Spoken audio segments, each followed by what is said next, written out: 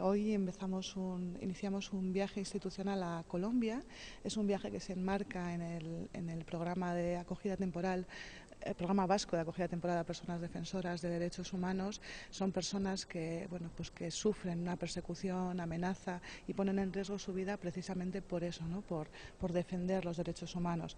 El año pasado tuvimos, entre las 3 personas defensoras que estuvieron en Euskadi, estaba Richard Sierra, que es un líder indígena colombiano, defensor de derechos humanos, y ahora él retornó a su país en diciembre, y ahora en enero se inicia este viaje institucional para hacer un seguimiento de cuál es su situación, la de él y la del resto de personas defensoras de derechos humanos en Colombia, una vez ha retornado, cómo están las cosas, cómo está su situación de riesgo y también cómo está el país en este momento, vinculado sobre todo a derechos humanos y proceso de paz.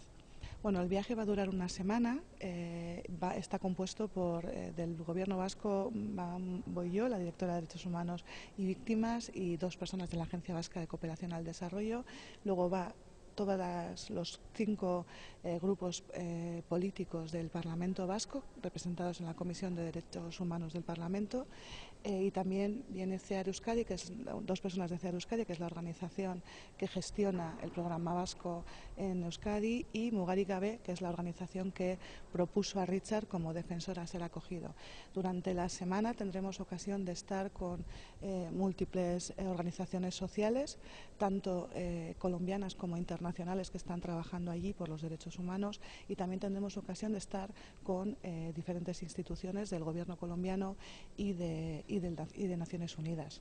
Esa es la agenda, y la idea luego al final, a la vuelta, es hacer un informe en el que demos cuenta de lo que hemos visto y de las cuestiones más importantes que hemos aprendido, ¿no? en este viaje.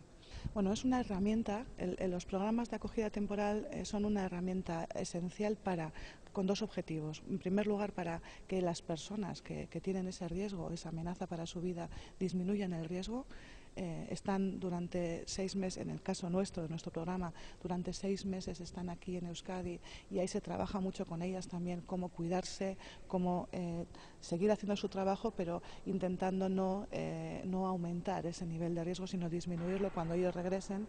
Y el otro objetivo principal de estos programas es también que esas personas tengan una mayor red para poder seguir desarrollando precisamente esa labor fundamental, que es la de defender derechos humanos. El programa vasco está siendo referente ahora mismo, que está siendo muy bien valorado, es dentro de la plataforma europea de programas de acogida a personas defensoras, y también está siendo compartido, ¿no? con otras comunidades autónomas y ciudades como Barcelona o Madrid, que están también entrando en estas dinámicas de generar programas.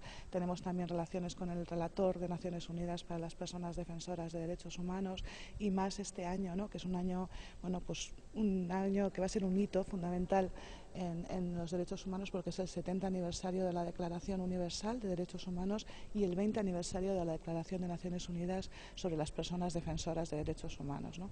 Eso le va a dar un mayor empaque, yo creo, que al programa, al viaje, y esperemos que a la vuelta podamos dar cuenta de todo esto.